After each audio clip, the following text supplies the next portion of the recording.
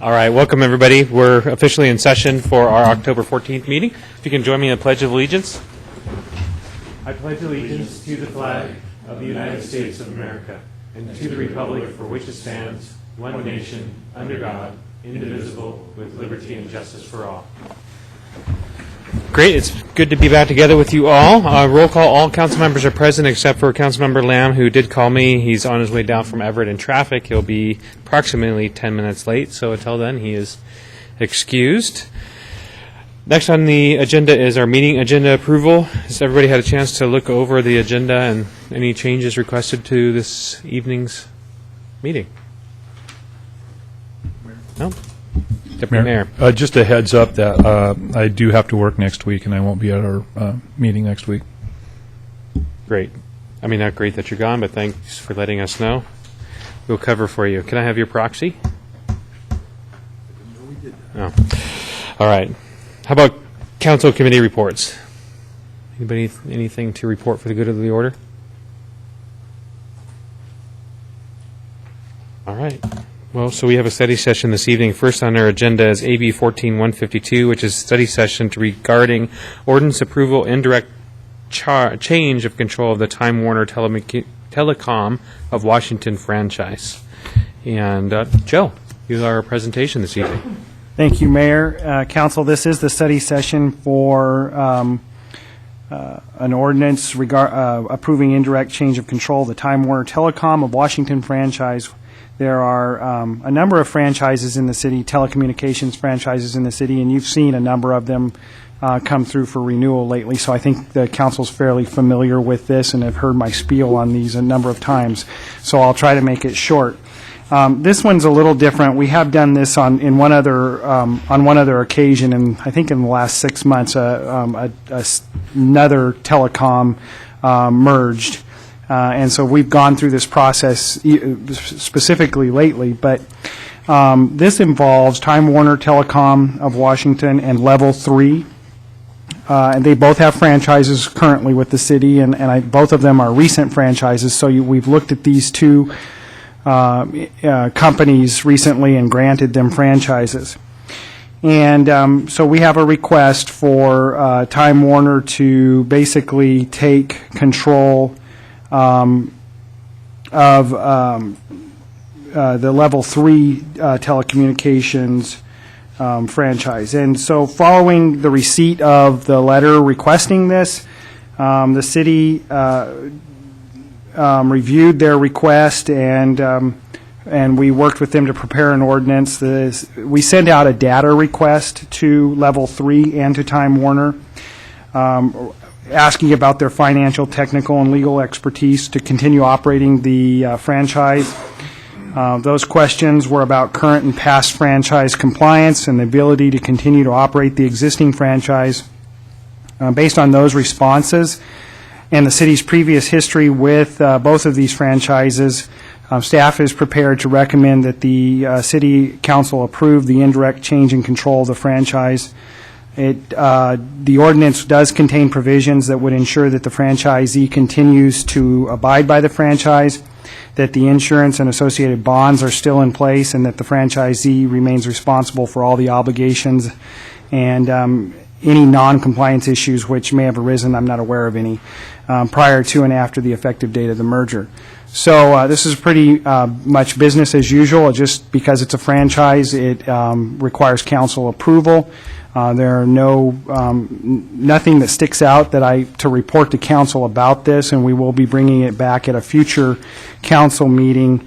In fact, we'll be bringing it back at the next council meeting, anticipating that council would approve the ordinance and allow this approve this transfer. Thank you. Great, thanks, Joe. Does anybody have any questions for Joe or any discussion points? Councilmember Evans. I just recommend it go on the consent agenda for next week. Does that sound agreeable to everybody? Okay. Sure. Nothing else? Great. All right, moving on to the next item on the agenda is AB 14-153, a study session regarding the city's 2015 legislative priorities, and we're back to Joe. Thank you, Joe, for putting this list together. All right. And I'm going to move up here so that I can use the not in an attempt to be more formal, but rather to be able to use the overhead as we walk through this. So 1 second here.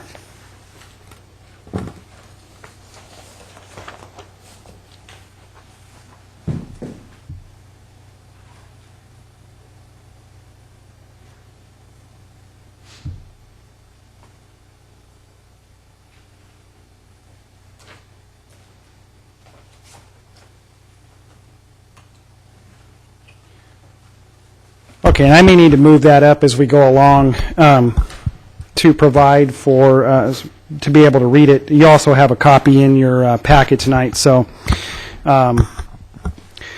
thank you, Mayor and Council. This is the study session regarding the city's 2015 legislative priorities. Annually, the City Council adopts a set of formal legislative priorities in order to provide direction to council and staff in our efforts to represent the interests of the city of Bothell at the legislature. There are many issues that are of concern for the city and that could be addressed. However, the city needs to focus on those 3 or 4 issues that are of the highest priority.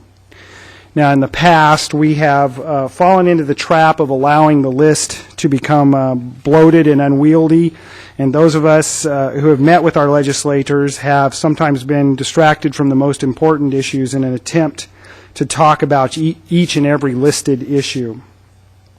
The Association of Washington Cities that does a lot of lobbying and provides us resources and assistance in working with our legislators, has recommended that cities make sure their legislative agenda is short and simple. They recommend that we limit it to 1 page. This year, we have attempted to provide a proposed legislative agenda that is focused and simple in order to make our message as impactful as possible. We have added 2 pages of explanatory backup language, but the primary legislative priorities are contained on a single page, which is on the screen tonight. Now, I just want to briefly discuss the individual priorities tonight. And first, we have Transportation Improvement Board funding. This funding is very important to the city, and staff has identified it as being an important issue because, first and foremost, because we've received some information that both the TIB funding and the Model Toxic Control Act funding is under attack, and that it could be swept. And these are funding sources that we rely on. The city has relied on, and is currently relying on. TIB is available to us for transportation projects. It is a state funding, so that it is something we can use as a match when we have federally funded projects. And we've been able to do a number of projects with little or no actual city dollars in those projects. Currently, we are looking and relying on it for the final phase of the Multi-Way Boulevard project.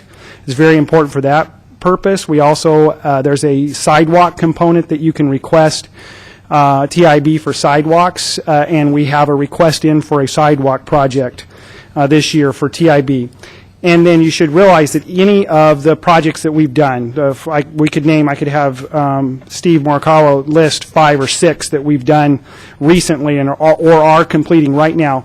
Every one of those has TIB funding in it that has helped us be able to do those projects. So any projects going forward, road projects, we're going to be looking to TIB as a major source of funding. And so it's quite concerning to us that it is being listed as, or it's been being rumored to be swept.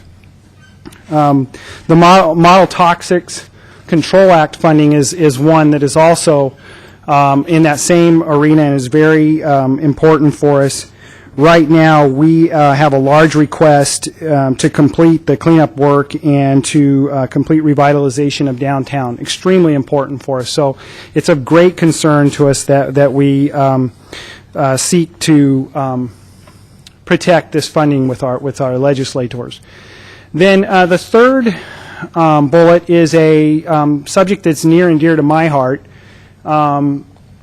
Funding and legislation to address the rapidly expanding burden and cost of municipal criminal prosecution. And this is a little bit of a catch-all, but it is narrowly focused enough, I believe, for us to go out and address this issue. We have a problem that started with the recession, really, where the counties, due to lack of funding, have changed their charging standards, and that means that things that are felonies, the county's responsible for. The city cannot charge felonies.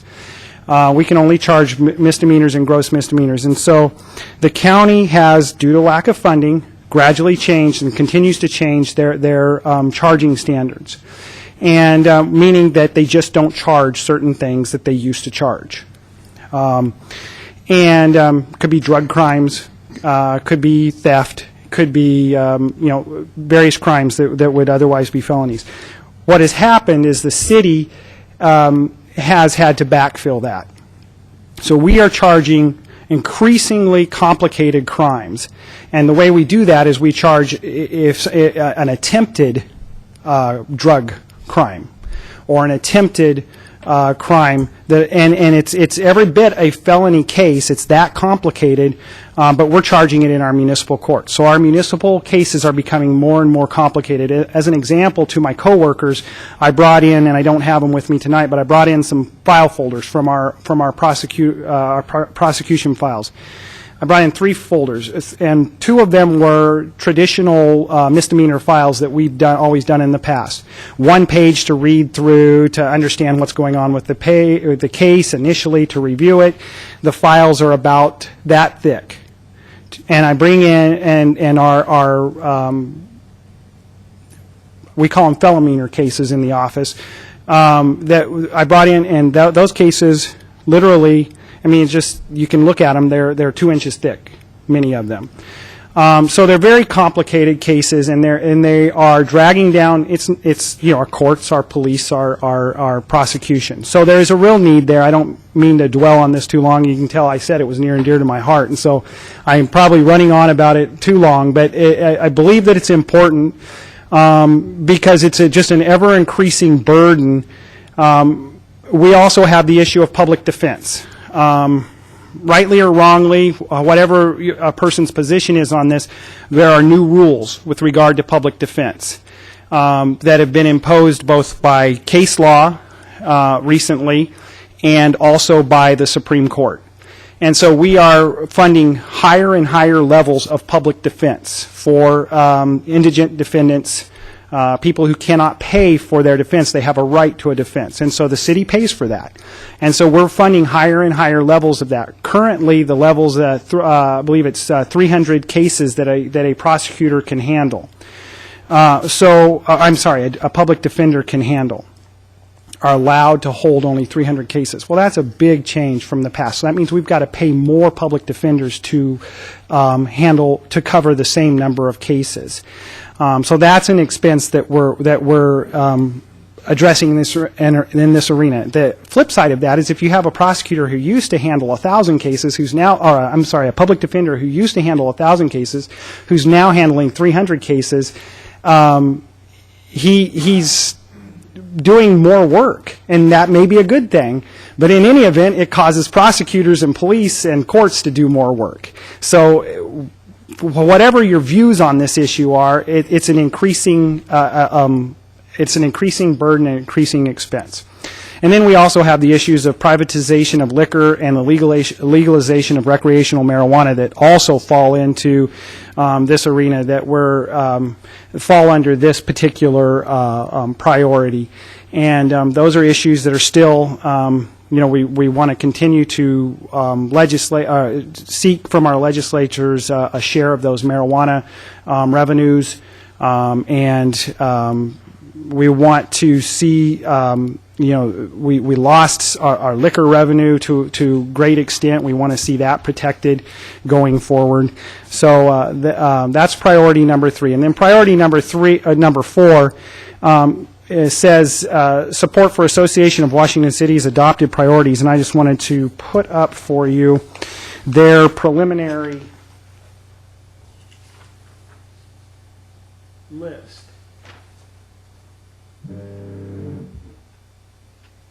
So that is AWC's preliminary list, and as you can see, it actually shadows many of the extra priorities that we contained in our previous legislative priorities.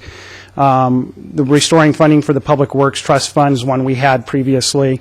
Transportation funding, one that we share. The marijuana tax revenue actually crosses over to our priority number 2. Restoring liquor funding, the same thing. And maintaining existing state shared revenues is, of course, laudable from the city's perspective. So, and they may change that slightly when they actually adopt the final version, but it'll be something along that line that they'll adopt. And we would like to, we believe as staff that it would be a good idea for us to be able to support those priorities as well. So we believe these are a narrowly focused, simple set of priorities that we can take to Olympia and that we can that will greatly benefit the city. There are a number of other things that would be good that we could add to this, but from experience, I believe that it is best for us to narrowly tailor and focus on those things that we can get out in a very short a period of time and not get distracted with a lot of extra issues that don't rise to the top 3 or 4 priorities. And that is my presentation. Wonderful. Thank you, Joe. So let's break this up in 2. If we first have questions as a council, let's do that, and then come back around for a second round for the direction if we find that that's needed for changes. Does anybody want to start with questions or general conversation? Maybe we're okay. Yeah, that's fine. Let's do it. I'm not seeing anybody taking any action, so have at it. So I completely understand the importance of having a short and sweet list, but I wanted to suggest a modification to this. Excuse me. So as I was reading the first bullet, the TIB funding, what came to mind was also the importance of Public Works Trust Fund loan. And so I thought about moving the Public Works Trust Fund loan up into the TIB, with the TIB, with the thought being that you could say the same language. You could say grants from the TIB and the Public Works Trust Fund loan, Public Works Trust Fund loan are important pieces of the funding puzzle. So that's one suggested change, with the idea being that I think ultimately we could take out the last bullet, because I think, for one, we can verbalize that we support the AWC's priorities. In our visit with the legislators, we take that Public Works Trust Fund language from the bottom and you move that up to the top. And then all of these other things about shared revenues and restoration of liquor revenue and marijuana tax revenue, that's all captured in the document, the explanatory information on the next page. So then we could have 3 bullets that are our priorities. And then I was thinking, well, there is this, we continue to ask the legislature to either retain or restore funding, or have them accept the granting agency's recommendations. And I was thinking about Bothel's position with the RCO and their standing in the competition for WWRP grant for North Creek Forest. And so I thought, well, maybe we could change that first bullet instead of saying, just TIB and Public Works Trust Fund, but change the title to that to maintain or restore funding for vital local projects through funding, 1, the TIB, 2, the Public Works Trust Fund, 3, the RCO. So that was my, I'll throw that out for you guys. And then one other thing is that for the third bullet, I just think that the grammar is a little bit awkward in the first sentence, and I didn't really want to fix it because I think that you probably have a better idea of what you want to say, but it just sounds odd to say due to the standards where prosecutors due to financial restraints. So maybe there was a cut and paste error there. But anyway, it says due to and then due to. I don't know. I think it just could be a little more succinct.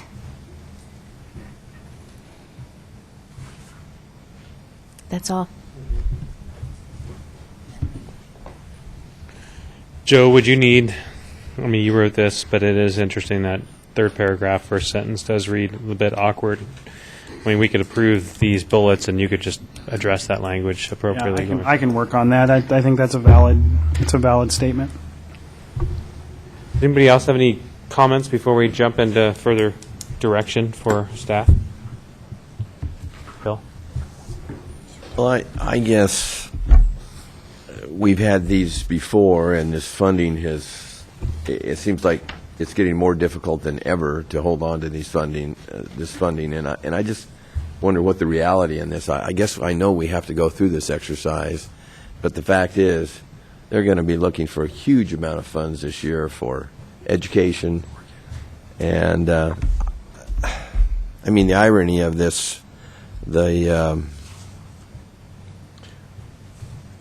legislation with the felonies coming back to us, and that's coming because of the of a lot of the liquor sales or some of the issues are, and recreational marijuana. I think we're seeing more of those, but now not only did we lose what little funding we had in that area, we're getting more cases, but we're not getting any more funding. I guess I just get frustrated with these. I know we go through this exercise every year, and I don't know that we make any progress.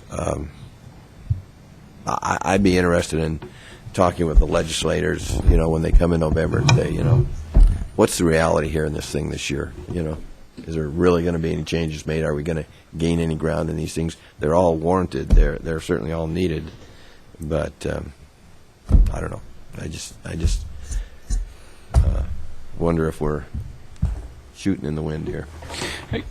Joe? AWC has some very pointed tips on how to approach your legislators and what kind of questions to ask them that get very close to what you're talking about. My suggestion would be, and I can show you if you have trouble finding it, my suggestion would be go to the AWC legislative page prior to our opportunity to speak with any of our legislators. Read some of their materials that they have, and I see Tris pulling out something I printed off just before I came over here. That's one assistance. What's that called, Tris? Council member? This is their new initiative. It's called Strong Cities, Great State, Operation Strong Cities Pocket Guide. Right, and so I printed that off just before I came over. That's good background there, but they also have another page that says, ask your legislators these questions. They're great questions, and I would love to see some of our council members, some of you, ask those questions when they come to meet with us. They're very pointed questions. They're not disrespectful. They're questions that our legislators should be able to answer for us. So between reading that pamphlet and looking at some of those pointed questions that they have on the AWC website, I think that gets us at least to where we've asked the question and tried to get some real response. Great. Bill? Well, how do we go backwards on this stuff when there's an initiative that passes that says that this is what's supposed to happen, and it doesn't happen? I getting frustrated with the process. Councilmember Lamb, thank you. So I agree with everything that Councilmember Evans and Councilmember Sandberg have said. I've actually had an opportunity to talk informally with our legislators about precisely the issue that Councilmember Evans raised, and on liquor privatization. I said, what happened where the money was supposed to be designated to localities and just kind of was appropriated by the state? And I said, was that because there was a policy decision made to sort of redirect that revenue, or was it just because you guys were in a pinch and there was a tight budget? And the response was, we were in a pinch and it was a tight budget, and it was a pot of money that we controlled, and we were able to kind of cover. I don't know if that would be the answer that they would give if we asked a pointed question in public, but I think that's the short answer, is that there's a huge gap in funding for education in our state. It's a big pot of money, for better or worse. Liquor creates a lot of revenue in our state, and that was essentially it. It was there, and so we took it. And I think that kind of gives us an insight into what our position should be. And I think what AWC is pushing for is appropriate, is to say, the way that we have other pots of money, either for environmental concerns or other pension concerns in our state, we ought to have some mechanism by which money that is designated for cities is protected. So it can't just be, hey, it's a dry season and we need to get some revenue from over here. But I share Councilmember Evans' frustration. It's extremely aggravating when the legislation is very clear. It's very clear that we're supposed to get the revenue and it doesn't come. And then, as our city attorney pointed out, all of those obligations to provide those services still flow down to us. So I think it's appropriate that we ask those questions, and I don't have the answer, but I think there should be some mechanism to protect municipal funding, because over the last 20 years in our state, that's kind of been the consistent story, is that whenever state funding is cut or whenever state funding is expanded, the municipal portion of it is the one that gets left behind, and that ultimately that has to change, because I think we're going to be. It puts us in a very, very difficult position. Joe, has there been conversation with the Association of Washington Cities, somewhat like the teachers did, to get the court to rule that more funding needed to go to schools? Can we get our money back? We'd have to establish the constitutional right to it like the schools did, I suppose. I hadn't thought about that. I'm not aware of an argument of that type, but yeah. Safety? I suppose it's, a possibility. We should be the leader on the cutting edge of that. We should talk. Any other comments before we jump into more direction? No. All right. Well, we heard some requested changes from Councilmember Sandberg, and I don't know if we want to kind of start at Andy and go around and talk about if we like the bullet points here, if we want to see changes, and give ultimate direction. So I guess my first question would be, does everybody generally like the bullet points we have here, or are there ones that you'd like to take out or put back in? I agreed with the changes that Councilmember Sandberg proposed. You agreed? Okay, how about you, Bill? Councilmember Evans? Well, if I could, I'd like to have the city attorney respond to that. Does that emphasize it better? Does it dilute it down? Or is it okay to roll those together, in your opinion? I mean, it made sense, I think, the way that you had listed those bullet points. Yes. I'm just curious what your feeling is on that. So as I understand it, cutting it down from 3 to 4 is better. I mean, we can really focus on 3. If we can focus on 4, we can really focus on 3. So I don't have a problem with that. The support for Association of Washington Cities, I would assume that we would be able to support those in any event, because we've supported those same issues in the past. So that's not a problem. I can fix the grammar on the third bullet, and my understanding is what we would be doing is adding Public Works Trust Fund, a mention of the Public Works Trust Fund to the first bullet. And Yeah, the RCO fund, for whatever reason, hasn't, I guess it's the way it was initially developed, hasn't been rated in the past. Doesn't mean it isn't going to happen in the future, but, I don't know if there's a different funding mechanism there. it's approved by the legislature, obviously. It's based on the grant applications are there ahead of time, and they say this is the request, and here's where we're funding. And so maybe that's been one of those areas that they haven't tapped yet that they strongly support. Doesn't mean that it won't, but I guess I don't see any reason of not putting the RCO in there. It certainly is a key grant program for all municipalities, but I haven't seen it in jeopardy in the past. Yeah, it shouldn't be too big a deal to make those changes, to add a mention of the Public Works Trust Fund, the RCO, with our focus being on the TIB, because that's how we've written it and how it's at least most immediately impactful for us as we are feeling it right now anyway. That is kind of my leaning as well. I don't mind mentioning the two other items, but I think having an emphasis on the TIB because of what we are in the midst of, I think is important. Were you raising your finger? Yeah.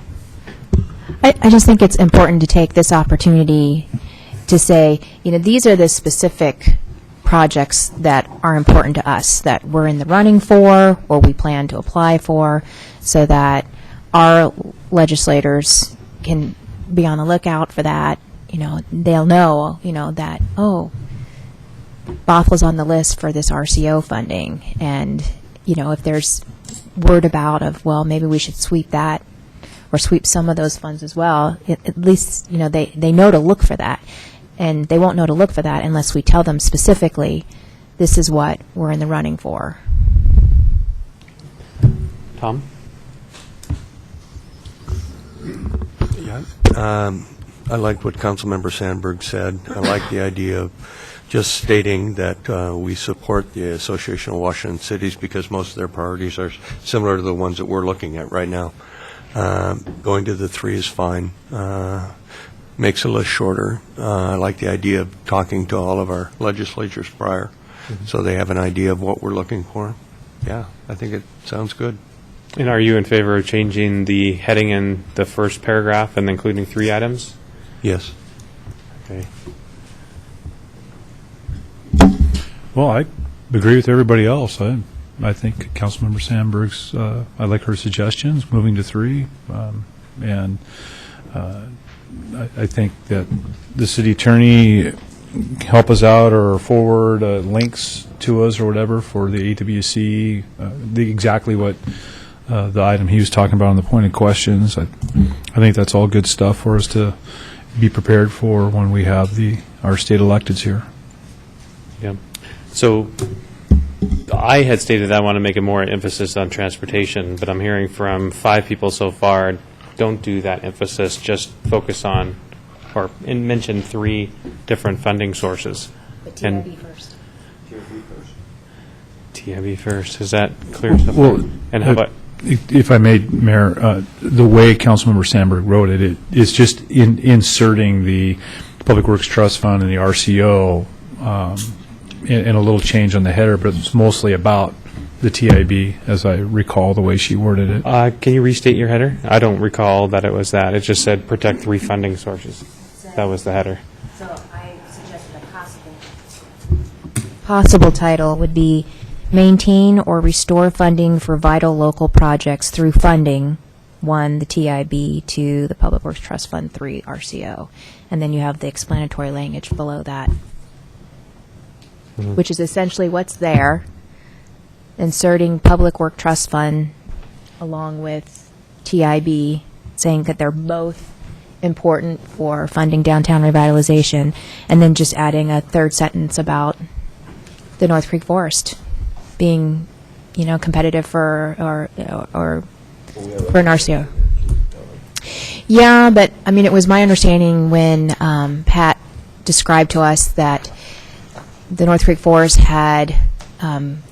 was competitive in 2 pots of RCO money, and the one pot was guaranteed because that was federal pass-through, and the other one, which is the WWRP, is subject to state legislature approval of that granting agency's request. Andy? So I agree with everybody else. The one of the things I was thinking about to address the TIB versus the RCO, which is the Recreation and Conservation Office. I don't know if we've said that at all yet, but and the Public Works Trust Fund is that you can say the TIB, please don't raid that account, or use more appropriate wording for please don't remove the amount of funding it has now. But the other two are really reinstate. So RCO, there's a part of the RCO, at least, they're trying to reinstate through the Sound Cities Association. I was just trying to pull it up. And it's for youth athletic fields. And I guess when they built the new Quest Stadium, that they put a pot of money in for athletic fields, and it's gone. And they wanted to have that reinstated. So it would work out to say reinstate the Public Works Trust Fund and the RCO, and then the TIB is going to be the first sentence in saying, please do not reduce the funding for the TIB. Yep. So, Joe, you've heard many comments. You crystal clear when this comes back for a formal ratification? I think I can come up with something that will Okay. capture all of that. And please is a nice word, but let's not use it. You didn't use it. A couple people said, please don't. Oh, okay. I just want to be more directive. Yeah. Any other comments, questions for the good of the order or on this item?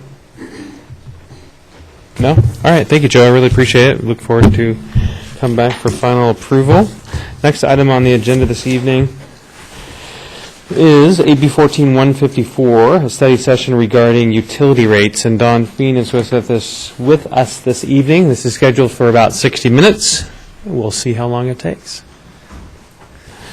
Don, when you are ready, the floor is yours.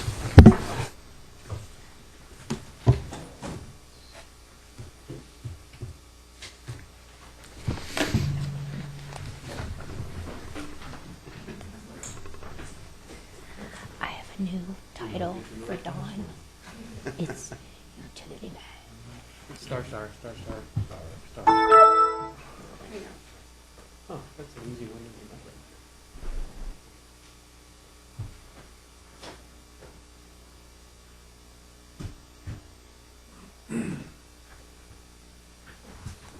Good evening, Mayor and council members. Don Feen, Utility Manager, and this is a study session regarding the water, sewer, and stormwater rate increases proposed for 2015. Recap, we had a comprehensive rates. We had a comprehensive rate study in October 2011, which we have been following ever since.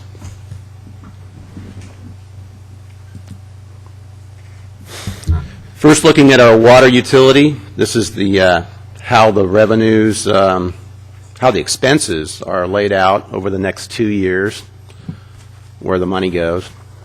As you can see, it's pretty spread out. Wholesale water purchase is only 25% of the pie. Capital improvement program, we have a pretty aggressive program. Much of that is associated with the downtown revitalization. As we're tearing things up, we want to take care of the water and storm and sewer infrastructure so we don't have to tear it up again. And then there's operations and maintenance at 17%. Those are the three biggest pieces of the pie when you look at it. And here's a little overview of our capital program in our proposed capital facilities plan. And the Penn Park Reservoir is one of the big projects, a $3 million project. The project cost has gone up some. We also are intending to have an asset management system upgrade for all three of our utilities, including water. And we have water main replacement, especially in the downtown area, that is part of our big program. Here's some slides to see some of the problems we're faced with. Problems at the Penn Park, water main breaks and leaks. These are the water utility rate comparisons from 2014, not including 2015. It's too early to get those. I will bring those back in November. As you can see, Bothel's in the lower end of the rate comparisons for typical single-family households, as it is for the higher water users as well.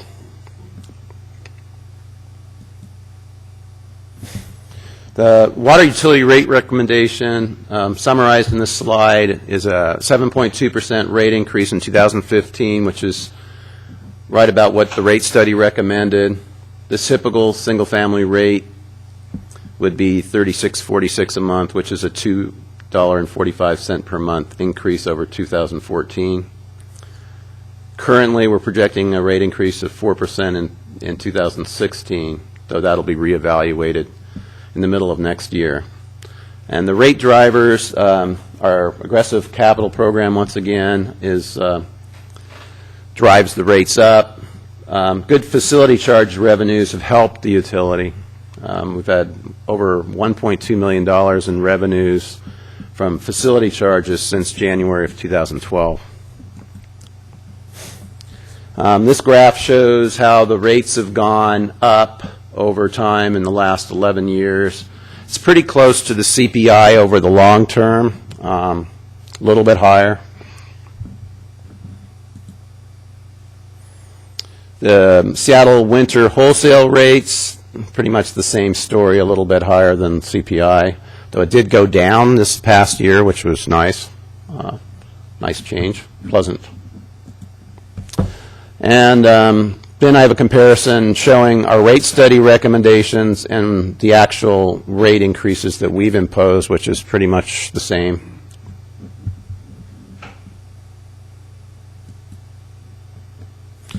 Moving on to the sewer utility, this is how the expenses look over the next 2 years. Sewage treatment at Brightwater is 53.7%. That's the biggest chunk of the pie by far.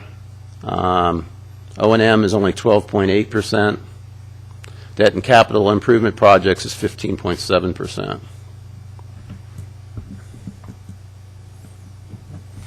And we have $6.6 million of capital improvement plans over the next 7 years planned, including Lift Station 3, similar to Lift Station 2, which we just completed, to replace an antiquated, undersized station there. We have citywide sewer replacement program, aggressive program over the next 2 years. The asset management system upgrade again for this utility, and downtown revitalization projects. And we're doing a sanitary sewer comprehensive plan. Here's some of the problems we're faced with when you look at the sewer. Root infestation and infiltration, et cetera, over near Beardsley, 200th Street, inflow and infiltration, and the lift station problems.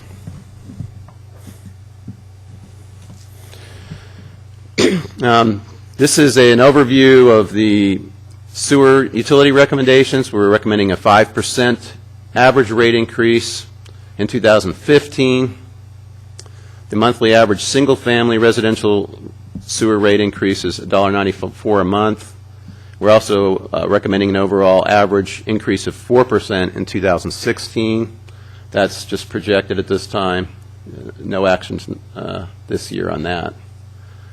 Utility rate drivers, once again, the aggressive capital program, in this case, lift station replacement and the downtown projects.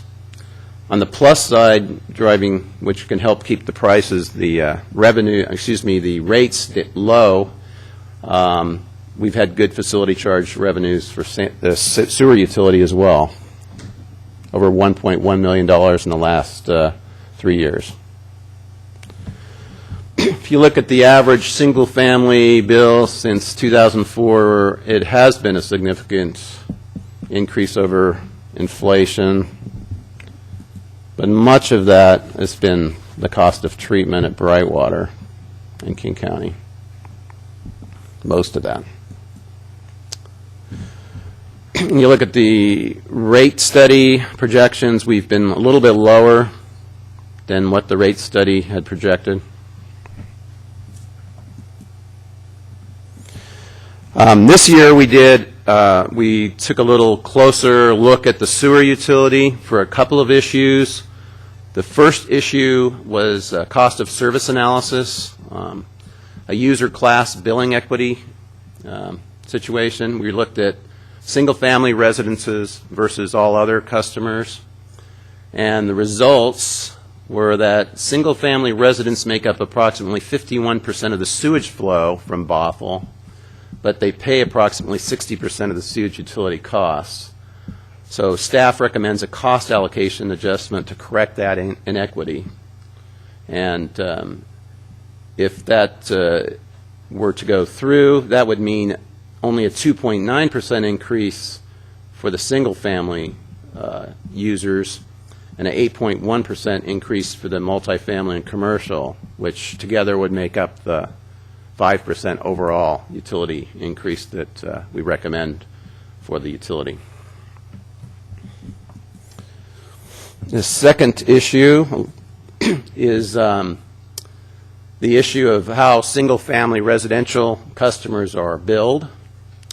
And that is that currently they are billed the same at the same rate no matter what their usage is. Staff has received numerous complaints, in particular from single occupant owners, regarding the inequity of the system.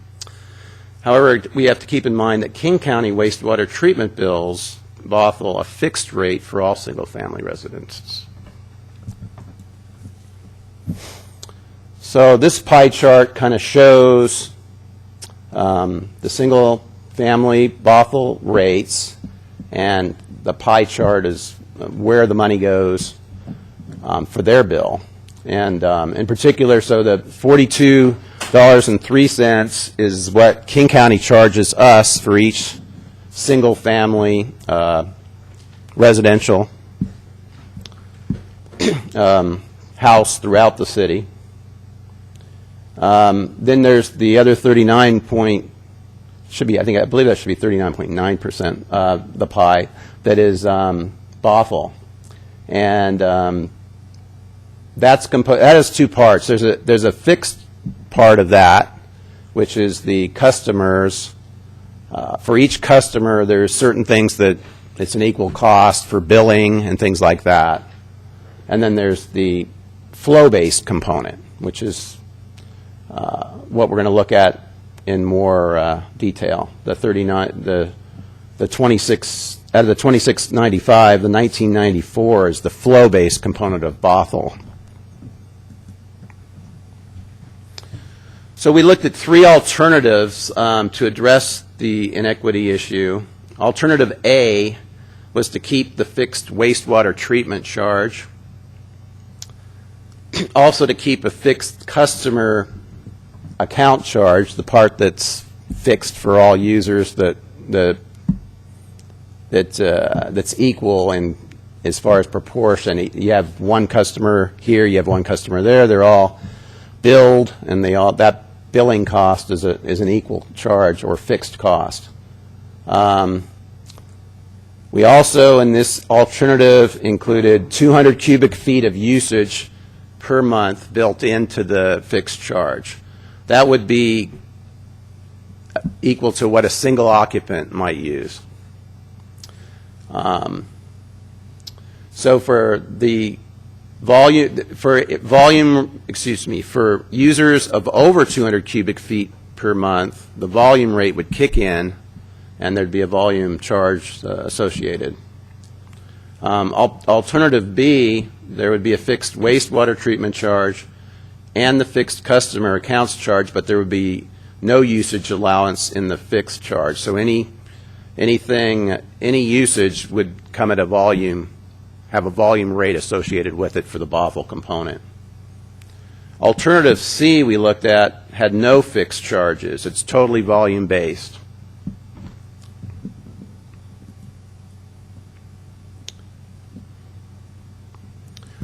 So our analysis of the different alternatives, first of all, the baseline or existing structure with the totally fixed rates. The pros are fixed reliable revenues, and requires no changes to our existing billing system configuration.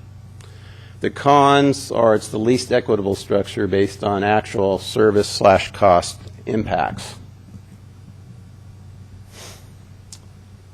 Alternative A, the fixed wastewater charge and fixed customer Bothell charge, and a volume charge for Bothell sewer with a minimum use allowance. The pros are we have fixed reliable revenues for wastewater treatment.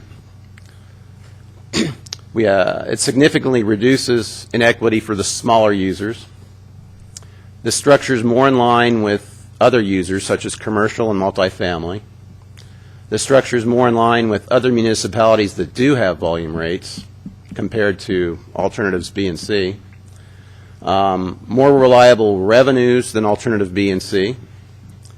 In particular, it still recovers 82% of the revenue through fixed charges.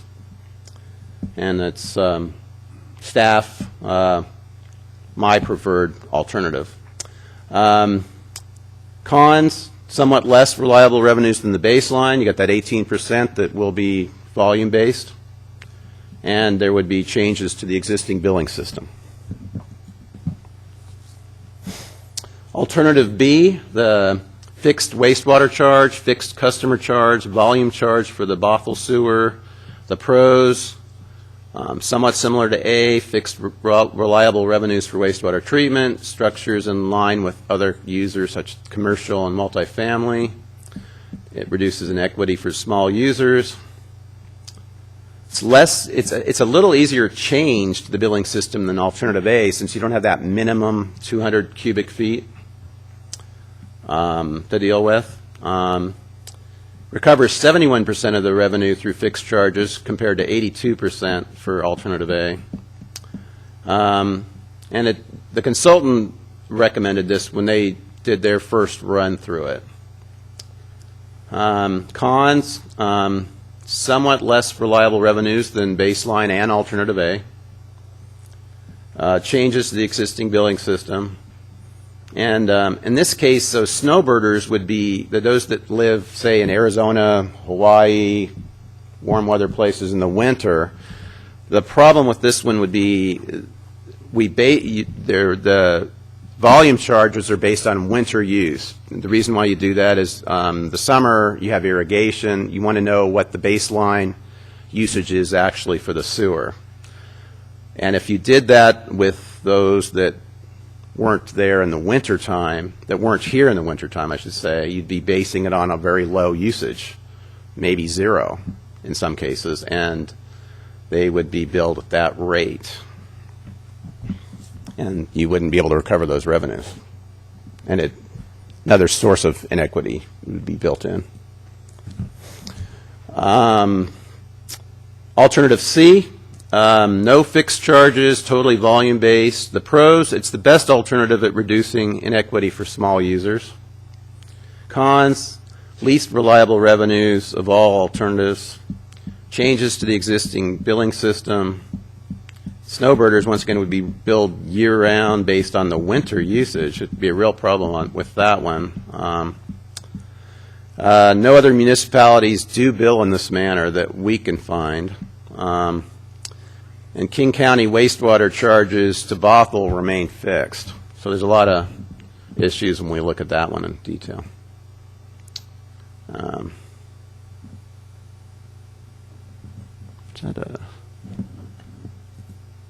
we go.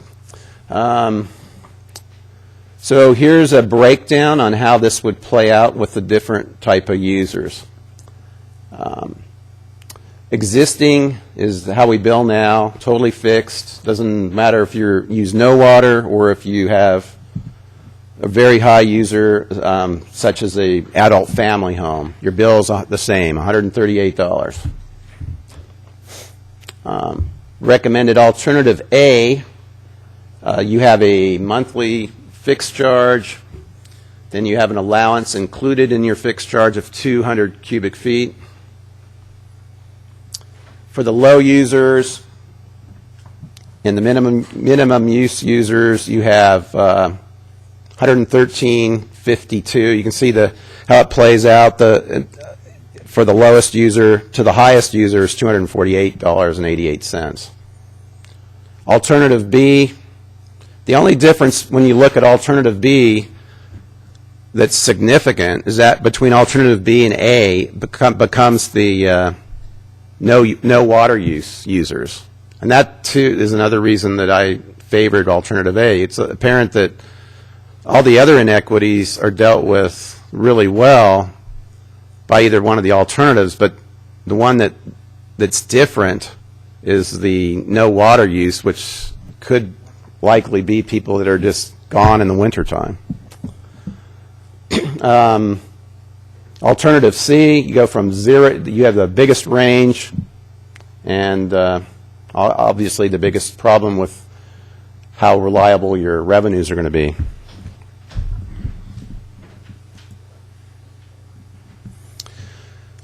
Then we looked at the how surrounding municipalities build single-family residential. 0% have a completely volumetric structure. 68% have a totally fixed rate structure, as Bothell does right now. 24% have a fixed King County charge and a fixed plus volume charge structure for the local sewer.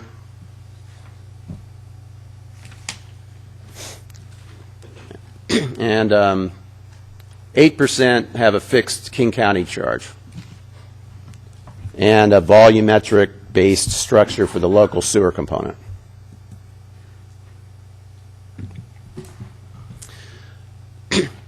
For stormwater, this is the piece of the pie. The biggest component is capital, and that's the Horse Creek project. And the Horse Creek project is the majority of our capital program in the next 7 years. As you can see, $10 million out of 12 million, 12.7 million. Here's some of the problems we face with the stormwater, utility, downtown flooding, Horse Creek. The good news with the stormwater utility, staff is recommending no rate increase in 2015. And as you can see, we've had a considerably less of a rate increase over the last several years than what we were initially planning in the rate study, so that's more good news.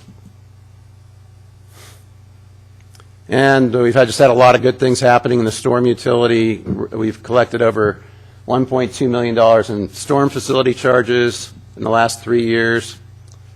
We had a stormwater audit, and which resulted in $580,000 in revenue. We've started collecting from the federal agencies. The delay of the Horse Creek project has helped because we've brought in facility charge revenues before the project's even started. And this shouldn't change too much. The Bothell may drop with the fact that we aren't recommending any rate increase. Our rates are in the low-middle range. Has gone up quite a bit since above inflation. Most of that we feel is due to the MPDS permit implementation. Our overall utility bill from 2014 is in the average range. That should remain the same. Our overall bill recommendation with these recommended rate increases is going to be about 3.9% increase, which is about 4.1% increase over the last 2 years. And with that, staff invites council comments. There is going to be a public hearing on November 18th. We'll bring rate comparisons to that meeting. Maybe some housekeeping code revisions as well. Would like tonight to get a poll of council regarding the 2 sewer issues. The first being the implementing the cost reallocation for sanitary sewer user classes, which would break the increase into being 2.9% increase for single family and 8.1% for all other users. And the second issue, I would like to know the council's feelings regarding the rate structure change. Either no change with the existing structure, the staff recommended alternative A, or the other two alternatives. Great, thank you so much, Don. Appreciate it. So what we'll do is we'll go through questions of staff, and while we do so, we can respond as each council member to those two questions that Don just put before us. Hopefully it's clear to everybody what those two questions were. If not, I'll restate them. One would be the user classes in regards to reallocating a certain percentage to single-family versus commercial and other uses. And the second would be, what are your feelings in regards to the three options that they looked at?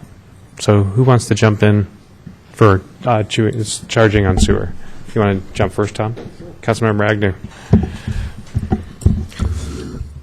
I agree that the single-family residences should be given a little leeway. I like that idea a lot, since they're paying 60% of the total revenue. I have a question for you. Why did staff recommend alternative A and the consultant recommend alternative B? Alternative B is as the consultant said in their report, is simpler to apply. However, when I started digging into it deeper, preparing, I felt alternative A was more fair because of the issue, like with snowbirders, and so I think both alternatives are, in my view, fairer than the existing, but I'm partial to alternative A. Well, if the snowbirders, if we judge your rate by your winter rate, I mean, the snowbirders are going to be the snowbirders. I mean, they're not going to be using a lot in the winter. Right, but it would go up to they would be then paying the same as the low user. So Okay. if you look at the low user in alternative A, they use their charge is the same as the snowbirders. Okay. Thank you. Do you have a preference of A, B, or C, or I'd go with Z? recommendation. yeah? Other comments? I concur with Councilmember Agnew. Councilmember Evans. Don, the King County sewer increases are going up 6.99%. We have a brand-new Brightwater facility. The cost should be established. What's driving that cost up every year? They have a huge debt in association with that. But there's just a huge debt payment, and they do it every other year. They have a big increase, and it's projected to go. They've got it projected out, and it's exceeding. It's almost 1.5 times inflation over, or double. I mean, do we challenge them on that cost and ask them what's the basis of that? I mean, I know they've got a huge cost. The initial project was $1 billion and something, and it came in way over $2 billion. Huge cost overruns initially. But it seems like the thing's been in operation. I guess is this all labor-based to some degree, do you think, or? I do have a pie chart that they provided to show where their money goes. I could bring that back. But it's. Well, I guess at some point, if you could very briefly summarize their increases, why they're telling you what those and how we questioned that, and I mean, is it so every year are we going to look at a 7% increase from them? Is that just an automatic because of this big bill they've got to pay? It doesn't look real hopeful that with that being such a big part of the pie that we can keep below inflation over the long term. I know it's terrible to say, but it doesn't. I think we ought to look into building our own sewage treatment plant. Privatize it. Yes. It is. We wait till we get the city done. Yeah, well, So, Mr. Feen, what was the catalyst to really dive into these alternatives and come up with 3 options? Why not just stay with the existing? Well, why did we look at it to begin with? Yeah. I'd received, not only I, but other staff members had received a lot of complaints, primarily from single occupant residents. Recently, for example, a widow had called, and she was low income as well, and she said, "I hardly use any water, and my bill is so high," and I explained, how everybody gets billed the same, and so. So we have, That's a typical. That's just one person, but it's happens several times a year. I get a few. Finance gets probably more. The utility billing people and our ops people get complaints as well. yeah, I'm just wondering what kind of epidemic this is, because we have 41,000 people in our city. Is it 10% that are giving call? Are we receiving 4,000 calls on this, or is it like 4 calls? You never get complaints from everybody. A lot of Yeah. people don't complain. They just pay it. They're just happy, but yeah. no, it's not that huge. But there's been a lot. I mean, it's the biggest issue I've heard complaints about. Is it just a guess? Is it 5 people a year? For me, about 5 people a year. 5 yeah. people a year. About 5 would be a good estimate, but I think it's significantly more for the utility billing and our operations people who are out there. Yeah. For me, I don't jump to option A, B, or C. I add option D, and that's stay the same. Well, that would be existing baseline. The baseline. So Okay. I won't stick within the 3 options. I'll just think that we're doing okay. We don't need to change our entire building system and the way that we operate as a city based upon 5 people, though we appreciate them and their input.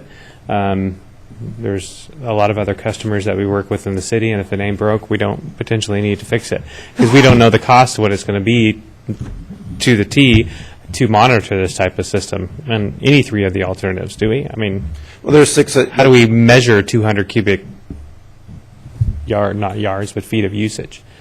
Somebody's down there measuring it. We have a We have mechanic the previous. You base it on the previous year's winter months usage, and then you would have to we'd have to do a little programming that wouldn't be that expensive, but to do, and then you base it on that for the following year. All new users would be billed at the average rate, so until their usage has been established, and then the next year it would be charged at whatever they used that year. But how are you monitoring that?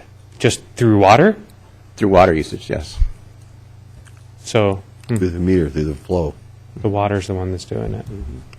But only the winter months, because you don't want to be billing. You Except don't for want something more. to. Sorry, Don. Only We're the having winter internal months, because you don't want to be billing them for irrigation. Yeah, for me, I think we're okay with the same. In regards to the first question, which was the user classes on sewer, I support your recommendation in that regard. Thank you. Yeah, and I have no further questions or comments. So we've heard from Councilmember Agnew, Evans, and myself. Any other further questions, comments, or direction? Yeah, Councilmember Sandberg.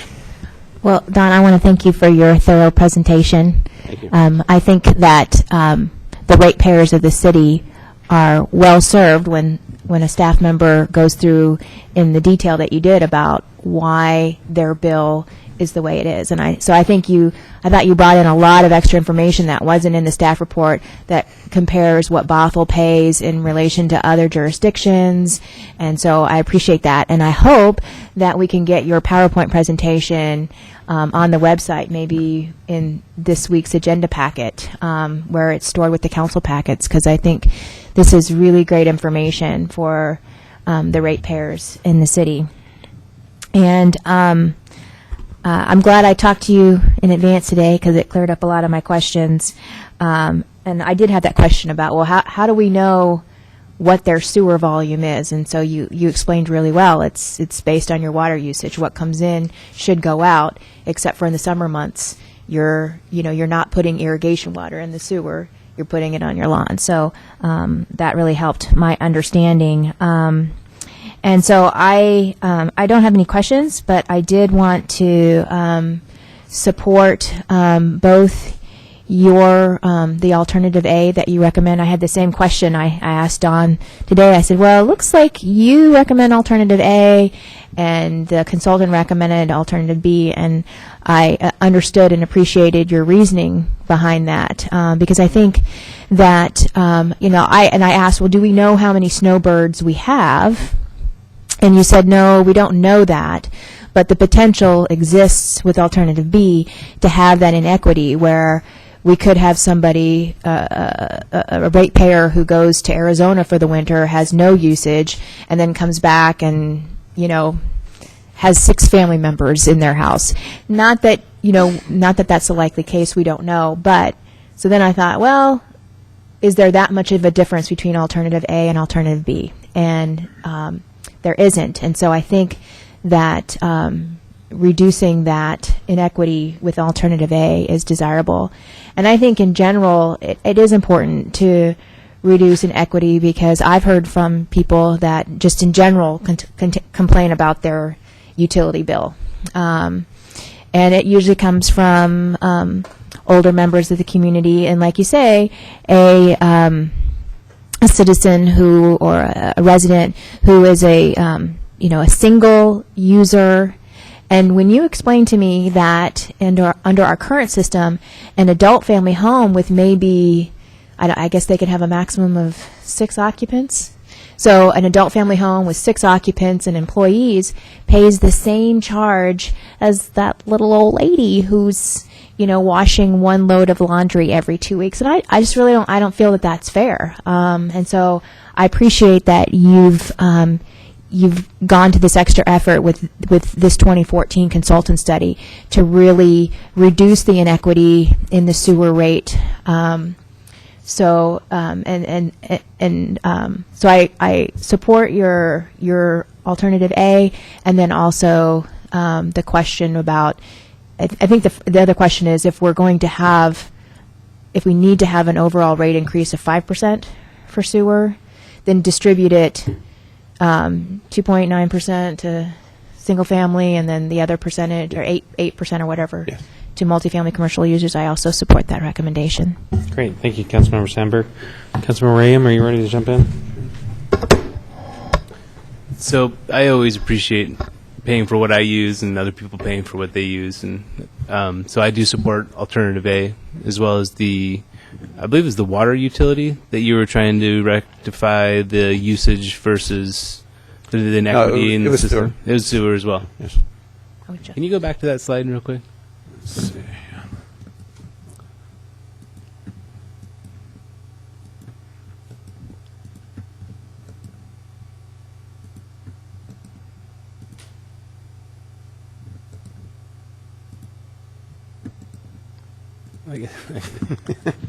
Did I go faster? No.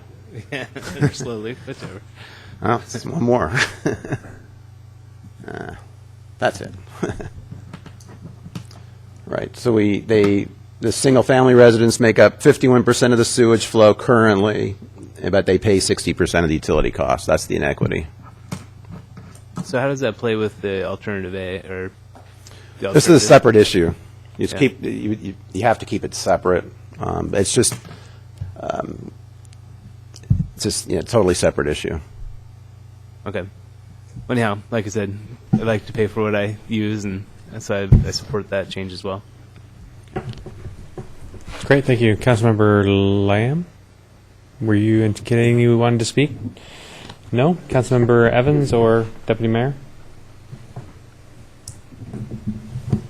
Well, I support the staff recommendations. On both items. Yeah.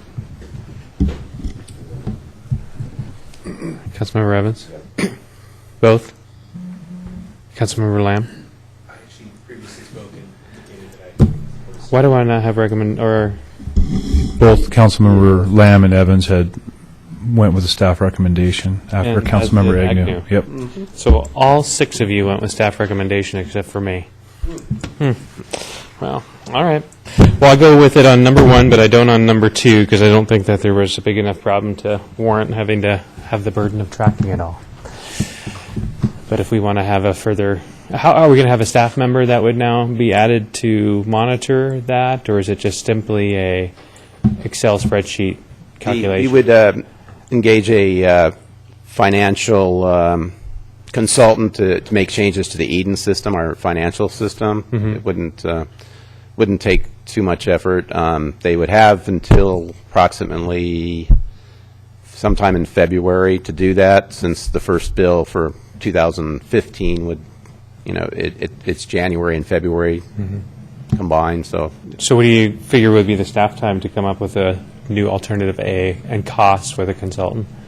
The staff, I think I'd have to see, maybe Maureen could jump in on that, as far as. It would be programming with our current software provider, and there'd be a little programming involved. I don't have a quote from them yet. I don't think it would be extreme in the costs, and then some staff time from the finance. Okay. Great. Don, any other direction or comments that you'd like to receive from council Thank you this for the evening? feedback. Good. Thank you, sir. And thanks for coordinating your shirts this evening.